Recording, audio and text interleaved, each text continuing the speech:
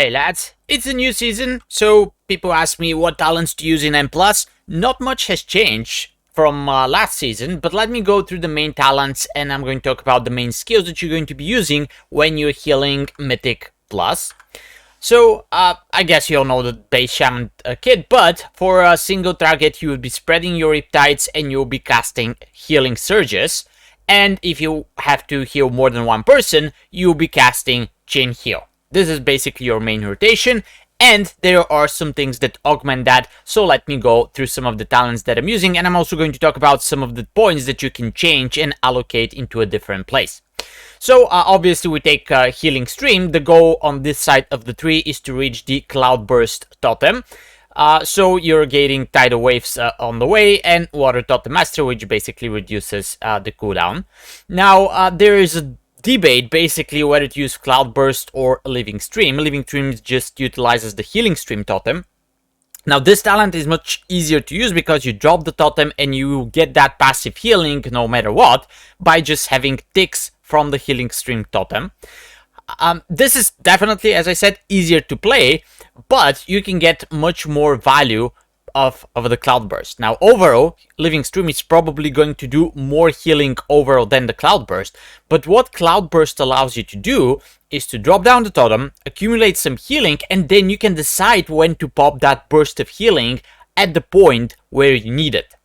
So we can say that this is a little bit of advanced type of play, but on higher keys and in some specific situations, the Cloudburst could be very, very powerful. If you're still learning the class though, it's totally fine just to take Living Stream and roll the Healing Streams. They'll do a ton of healing. You can take a totem like Totemic Recall and then Creation Core, which basically is going to call back 2 of your Healing Stream totems, and you can eventually have 4 Healing Stream totems rolling at the same time, which could be very, very powerful. However, the higher the keys are, the more demand there is to healing. Cloudburst is going to be becoming more and more useful to you, and playing more with that is going to give you enough practice. Alright, so over here we're taking a mana talent because casting Chain Heals obviously is going to be a toll on your mana pool. We have the Luge, which is actually huge. Your Healing Wave, Healing Surge, and Chain Heal heal for additional 20% on targets affected by your Healing Rain and Riptide, which means that that's why we're spreading the Riptides, so we actually heal for more when we cast on the targets that have Riptides. But as you're going to see in a second, we're taking Acid Rain, which means that we will almost constantly have Healing Rain out as well, which means that whoever is inside of that, even if they don't have Riptide, they'll get healed for more from our spells. Stormkeeper is a DPS talent, so I'll skip that for a second. I'll get back to that a little bit later. And Healing Rain, as I mentioned, this is an easy way to get to the left hand side of the tree. It's not going to do a lot of healing in M+ overall, but as I said, whoever is inside is going to get healed for more, so this is kind of like a passive healing that you get. It's not going to get accumulated in your details meter on top of the Healing Rain itself, but you'll be healing for more if you have the Healing Rain down. And then while this is actually rolling, you can get the Acid Rain, which is going to damage your enemies. The Overflowing Shores, I actually tried this talent. This has an initial heal when you cast the Healing Rain, but it's not that powerful in M+, because you're not hitting that many people. So overall, this is something that you don't want to take in M+. Ancestral Vigor is basically a 10% health increase once you cast one of your main spells on somebody, which could be really nice because let's say somebody is low. If you cast a Riptide on them, not only are you going to heal them for the Riptide amount, but they'll gain 10% more health. If that's the tank, that's actually huge. So this is also a hidden value that you get because you don't see that on your details meters, but it will help you save people in some very dire situations. Spirit Link, one of the best spells that we have. It could be used not only to save somebody who is very low, but it also reduces the damage taken by 10%. So that means that you can use it as DR as well. Alright, and then this is another DPS talent. So actually let me talk about this one. Lava Surge and Master of the Elements go together.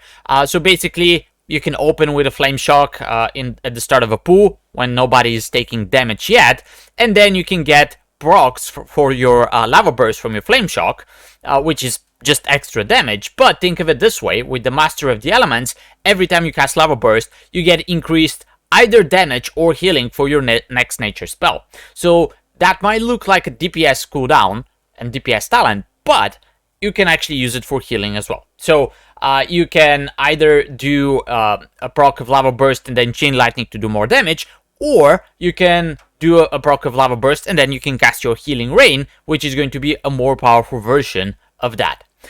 So I like those two talents. If you're not interested into DPSing at all, you can probably drop those 2 points, but generally they're not bad at all because they go either way, right?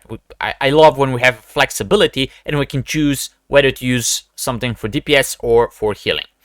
This one, obviously, more Riptides is better because obviously we're here for more, and then we get more benefit from the Deluge talent.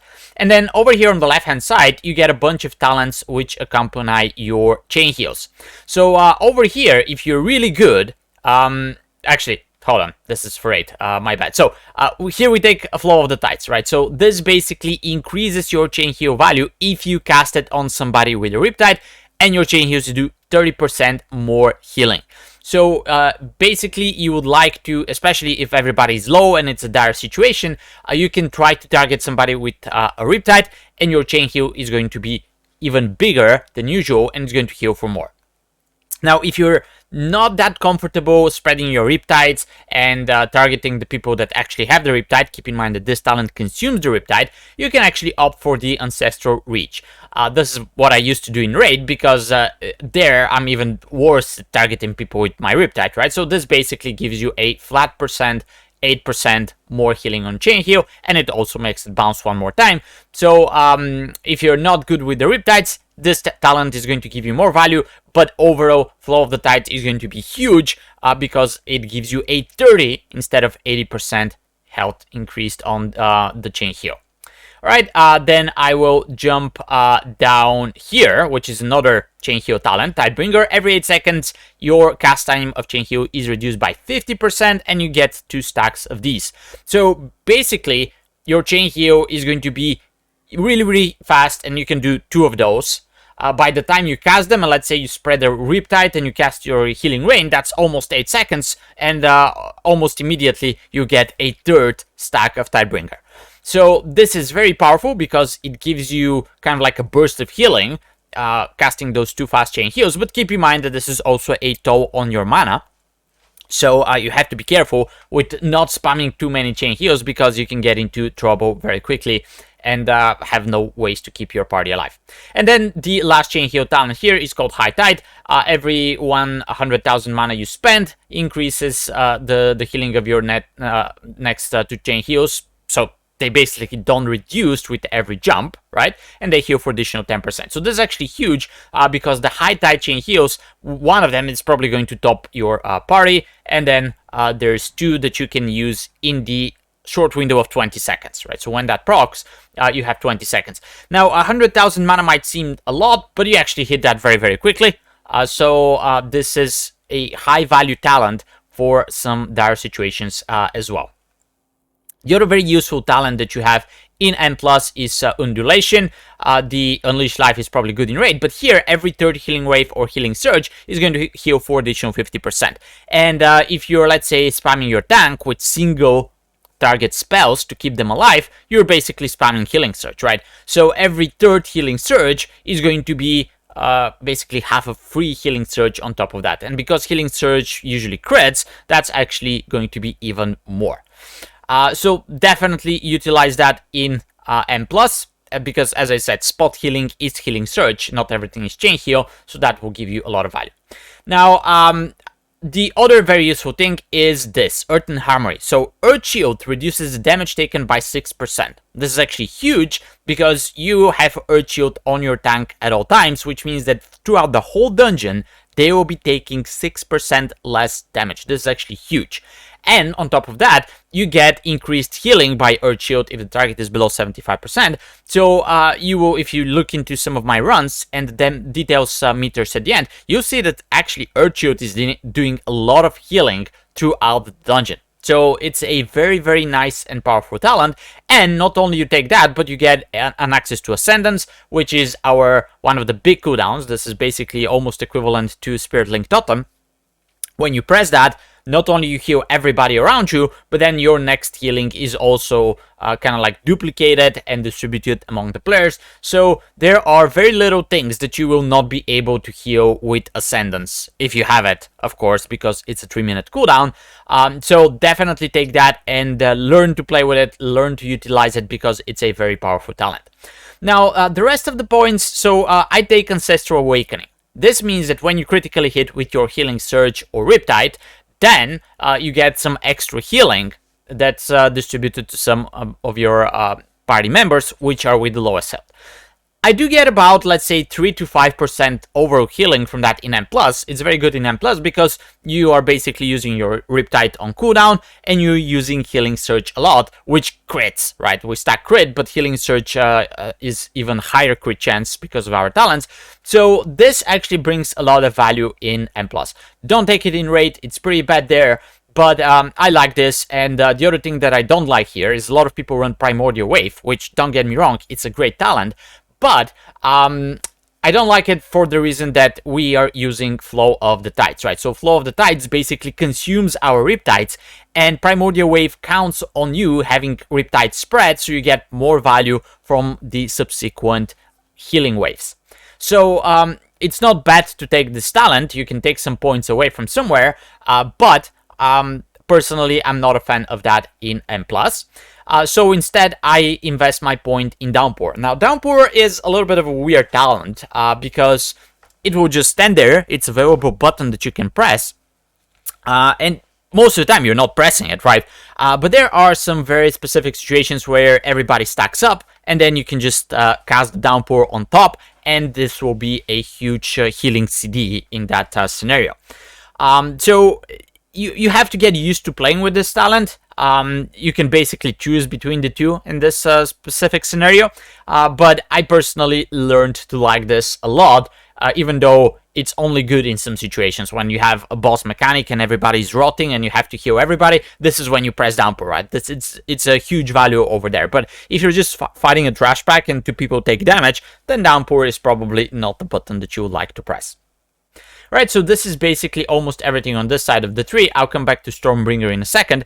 On the left-hand side of the Shaman points, there's actually a few important things to note here. Now, most of these are defensive talents. Windrush, not bad. You can help your group to move faster. But the important points here are, first, the Healing Stream Totem. So you actually have 2 charges of Cloudburst or Healing Stream, based on whatever you're using. And then those 3 talents here on the left. So Earth Shield, obviously, we are taking the Earth Shield talent on the other hand side of the tree, so you want to have that available. And this talent is actually pretty good. Increase number of shields that you can have active, and you can cast 1 more on yourself. So basically, you will be running Mana Shield on yourself and Earth Shield on yourself. Earth Shield is not only going to heal you if you get hit, but it also gives you that 6% DR on your self as well. So that's pretty powerful. And then, if you take the Surging Shields, this is going to increase even more the healing amount of Earth Shield, and eventually give you more mana if you get hit by the Water Shield. So this is actually pretty powerful. Definitely have those talents if you're running Earth and Harmony. And then going down here, Ancestral Guidance is another huge cooldown that you can use, because it will give you 25% more damage and healing converted to health to your nearby allies. So you can pop this with your healing spells and just heal for more. Keep in mind, this is 2 minutes instead of 3 minutes, so you can have it more often.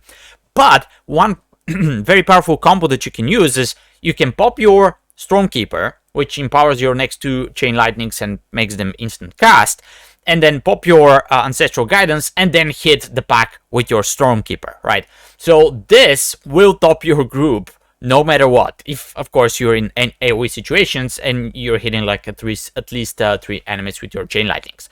So this could be very powerful healing CD, but you can also use it with your damaging spells to get even more value out of it. So this is very nice talent.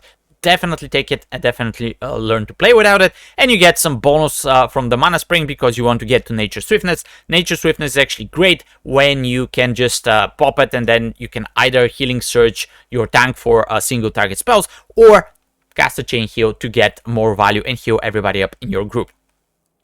The rest of the talents, this actually is pretty good, so definitely take it. And you want to have extra crit strike from the Nature's Fury, so this is something that you like to have. And over here, I am running those 2 talents, which basically reduce the cooldown of Cloudburst Totem and increases its duration. You want to run these even if you're running Healing Stream Totem, because they're pretty good.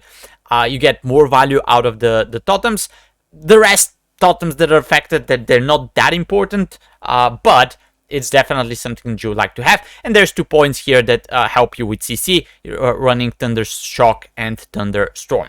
Now, the 2 points that are very flexible here are the Elemental Warning. Actually, you almost never have those 2 over here. Instead, you can put them into Improved Purify Spirit if you need a Curse Dispel. You can use the Poison Cleansing Totem in some of the dungeons where you need to dispel poison. And there are quite a few situations where you need Purge. So most of the time, you're going to see something like this, right, for some of the dungeons.